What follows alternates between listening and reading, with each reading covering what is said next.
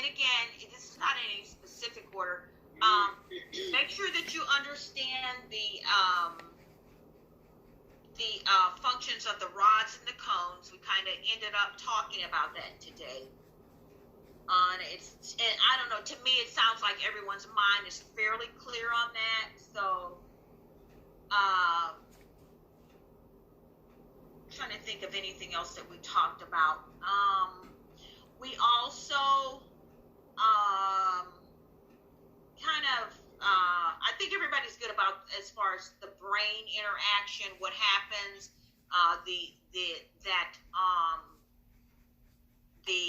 right eye sees, the right eye information is sent to the left side of the brain and vice versa. So the right eye information is sent to the left side of the brain and it reverses on the other side. Because the left eye information, I just said that, didn't I? So the right eye information will be sent to the left side of the brain. Then I'm trying to look at everything we've gone over here today. And then we also, and I'm going to pull in from yesterday too. We talked about those CMBs. You already know about that. The function of your ciliary muscle bodies. We went over that.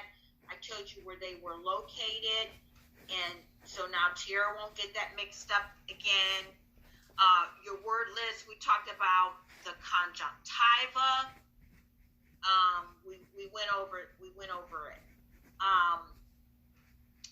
Now, I will show you something here very briefly. Let me pull this up because I think in your book they use this term, and I want us all to be on the same page. Let me see.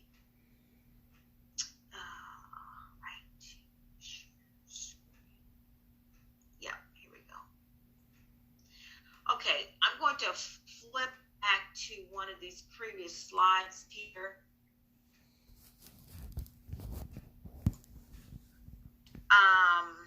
Get rid of this. So I want everyone to be able to see this. Now, your book, where is it? I think it's okay, there we go. Now, this picture, guys, is in your book, and I'm going to point out a little something to you about this. They actually talk about let me point to it here. They actually talk about the lacrimal canal, and you can see that up there on the upper right. But there is also something, and I'm going to tie all three of these together for you. So here's your lacrimal canal, all right, draining from the eye. And of course, the canal obviously drains into the sac, which the lacrimal sac leads to what we talked about yesterday, the nasolacrimal duct. And so all of that, all right, that is referred to as the lacrimal apparatus. You can say framework because that's what the word apparatus means. But technically, in anatomical terms, all of these three structures together are known as the lacrimal apparatus.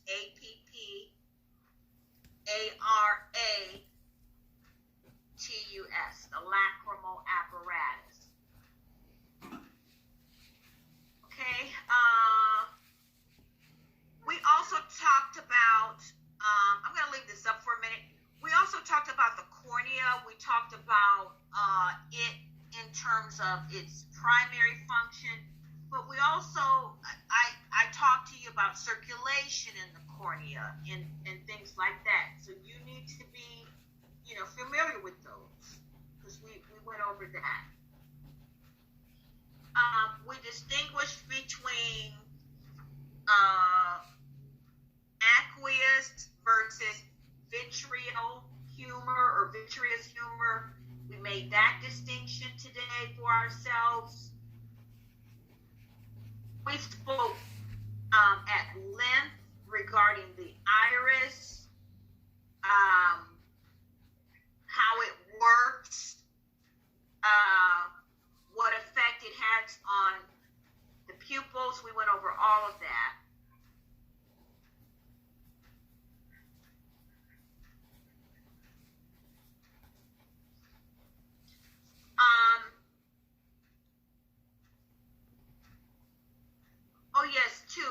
know what? And I'm going to go ahead and put this in there. We don't forget that I told you, when I was going over that I was going to hold you to those 4 characteristics of the senses. Someone give me at least one. I gave you 4 characteristics of the senses. Bitter. Projection. What's that? Bitter. Bitter is a taste bud. I think she means like projection. Projection. Yeah, I gave you characteristics of the senses. Yes. Intensity. So we talk about projection, Intensity. Yep, intensity. Contrast. Yep. We went over. Yep. And adaptation. And adaptation. Now your outline does mention after image, but I told you I wasn't going to go by the outline from the syllabus as much, but that's just FYI that after image technically is a sense too. Remember the example he showed you after image with the flag? You remember that video? Mm-hmm. You stare at the flag, and when you stare at an object for so long, even when you look away, it's kind of like you can still see the imprint of the object. Mm-hmm. But that one's just FYI. I'm holding you to the first 4, and I did say that when we first went over it. So, then I'm trying to think what else. We talked about. Oh wow! What else did we go over here? We talked about the brain. Brain involvement as far as like the occipital lobe being a very. Oh, and by the way, the occipital lobe, yes, is a very key area of the brain. But this is why, guys, sometimes when a person has a posterior cerebral concussion, now does that make sense to you that this is why sometimes they lose their vision? You follow what I'm telling you? Yes or no? Yes. Oh, the baby said yes. Okay, so what's happening there? Why did they? What's back there? I'm asking you, what's back there? And this It's the occipital nerve. The optic nerve is back there, but this is from neural. Okay, so pull. At this point, you guys got to start pulling everything together. Occipital lobe is the back of the head. Posterior is the back. The palm. Yes, but what I'm getting at, so we've established it's the occipital lobe, but what I'm asking is what is contained within the occipital lobe of the brain, and that is your vision center. Just like your respiratory centers contain, within your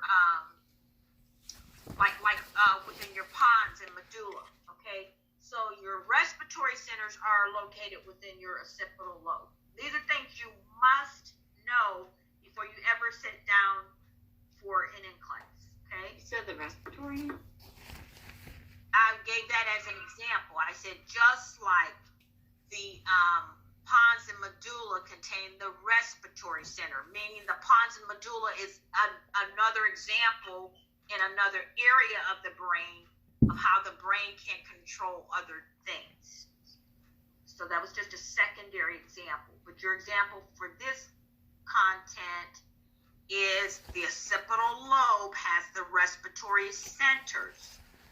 Just the respiratory or the respiratory or vision? I'm sorry. Has the visual centers. Sorry. That's what I was asking before when I said respiratory. Oh, okay. Sorry. All right. So, we talked about any eye fluids at all. You just make sure that you understand why they're there, what their purpose would be. Any eye fluids at all.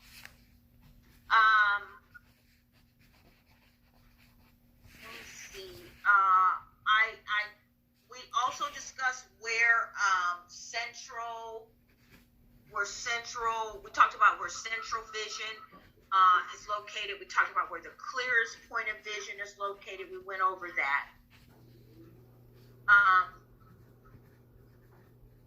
And then we talked about also where poor vision actually occurs.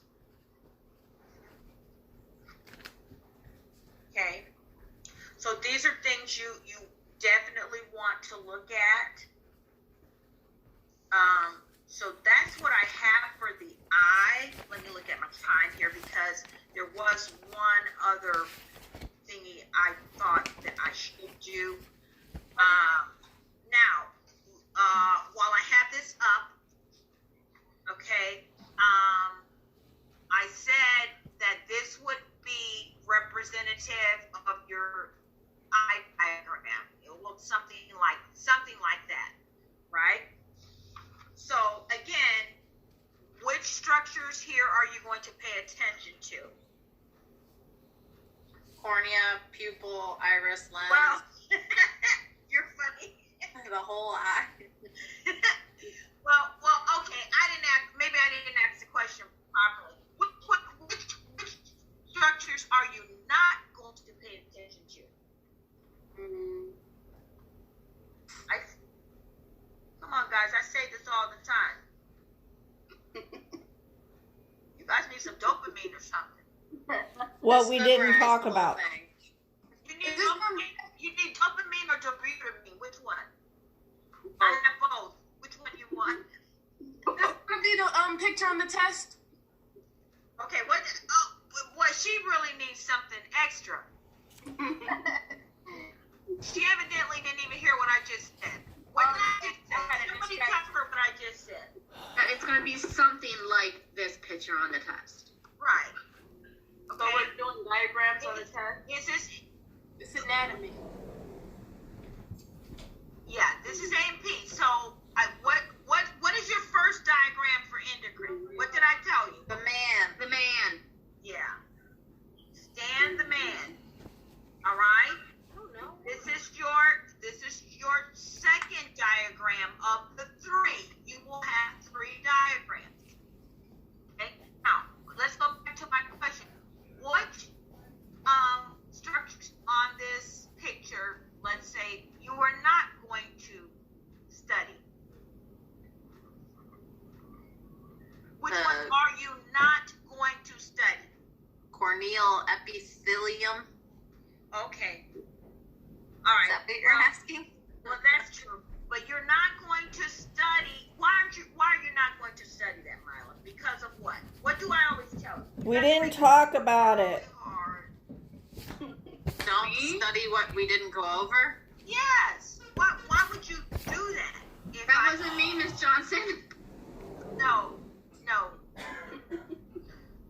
I'm saying, why would you study what we didn't go over? She was right. Right? So why would you do that? So I'm trying to think here. We really didn't talk about the optic disc. We did not talk about corneal epithelium. Let me see. So there's not a whole lot on here that we did. We didn't go over the inferior brachial muscle. Oh, I know we did because I don't even see it. It's right by the copyright thing. Oh. It's Oh, right, yeah. It's yeah. right. Oh yeah, I just mentioned those muscles. You have 6 of those. That'll come in assessment. I gave you the example with a piece of paper showing you how the muscles move. That's just one of the 6 muscles that anchors the eye. But yeah, we didn't stress that. Okay, so that's your diagram. Now, here is what I really think, and I'm going to follow my mind so that we can put it all to rest. What I really think you should do is draw a line to distinguish your sensory material of the eye, because I'm going to return to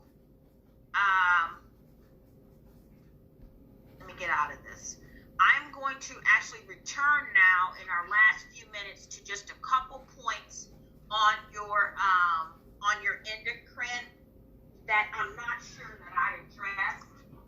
Okay.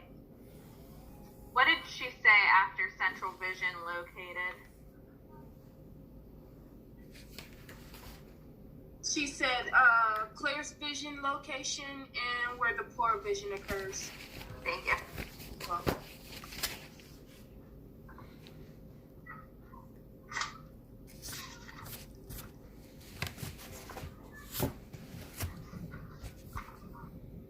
Can I ask you guys one other thing too before we do this last little thing in the last couple minutes? Do you guys need me to load up anything? Can I take this picture down now? Yes. Yes. Okay. Do you guys need me to load up anything onto Google Classroom?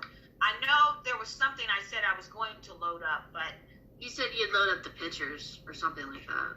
oh, well, I did say that today. I said I would load up this PowerPoint if anyone wanted it.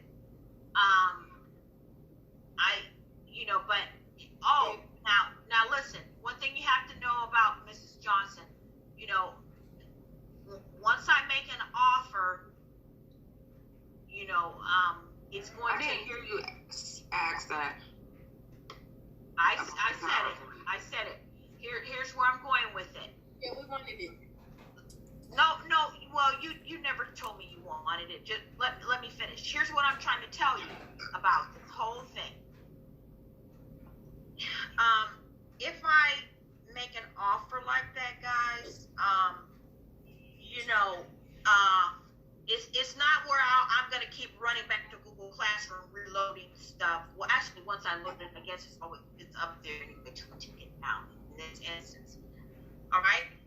So you don't have to keep texting or calling me saying, "Did you put it up? Did you put it up?" Okay, because that's gonna be really weird. All right. So you just go there and check yourself, right? Right. Right. So am I hearing that some people want this PowerPoint up? Yes or no? Yes. Yes. Yes. Okay, PowerPoint. Okay, so I will do that. Now let's finish out with endocrine. There were a couple things that I wanted to make sure that we had a good understanding on. So we'll do that, and then we'll go to break. Okay.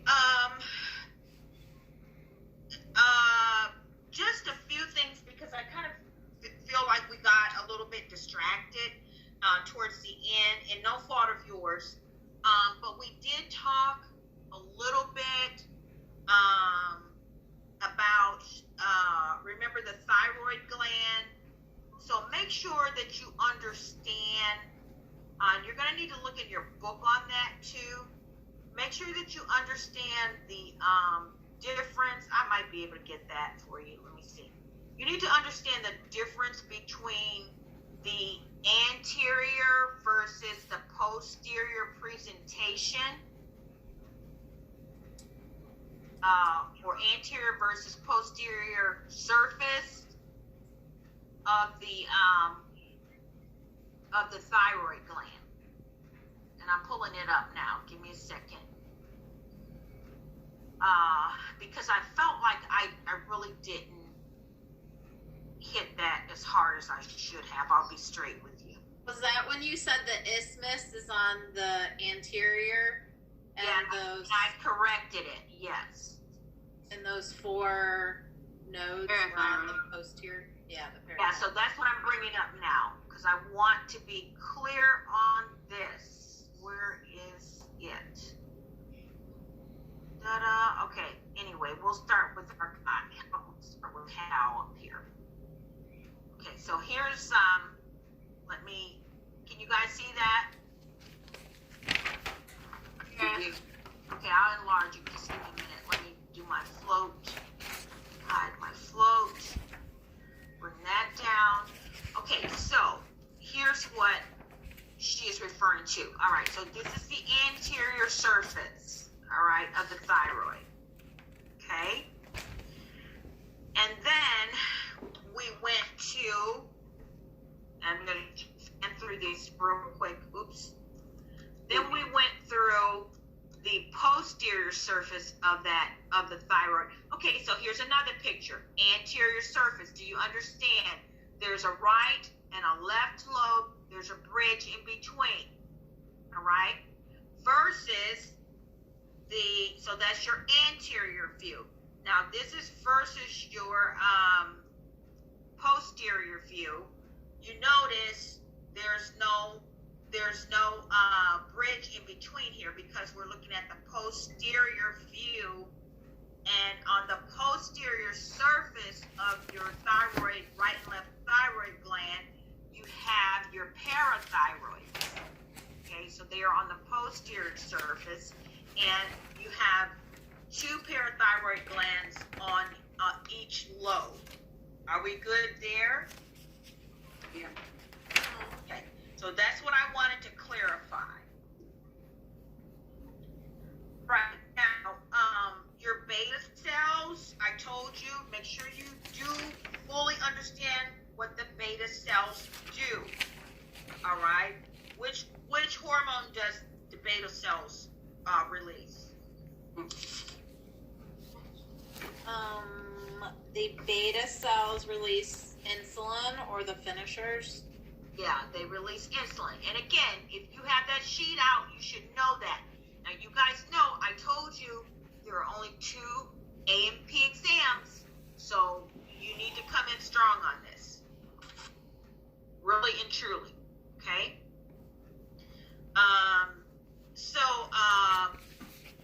The beta cells produce insulin. All right, so what happens if the beta cells are not working? What happens to blood sugar level? Don't just yell out anything. Think about it. If the beta cells produce insulin, I told you, even before you answered that or attempt to, I told you that insulin, I said, if you don't know anything else about insulin, you should know. No, let's stick with where I'm trying to take everyone. I told you that if you don't know anything else about insulin, you should know that insulin allows the body to break down and utilize glucose. I'm going to say it again. Insulin allows the body to break down and utilize glucose. Now, the reason that is important, let me give you an example. Guess what? Type 2 diabetics, they have plenty of insulin. In fact, most of the time they have too much insulin because they're insulin resistant. So why do you think their blood sugar is high? It's high because they are insulin resistant. So type 2s are insulin resistant, meaning the very thing that will help them break down and utilize glucose, which is insulin, they are what to? They are resistant to it. Do you get it? Yeah. What's that?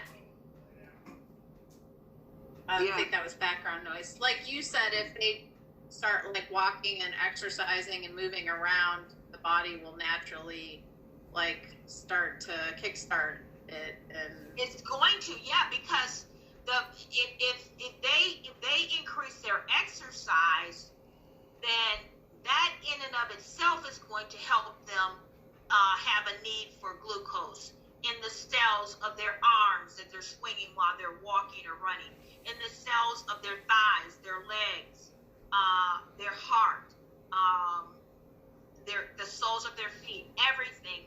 That is going to require more energy or more glucose. So yes, they're going to create. Think of it this way: when a person exercises, they create a deficit. They create a deficit, meaning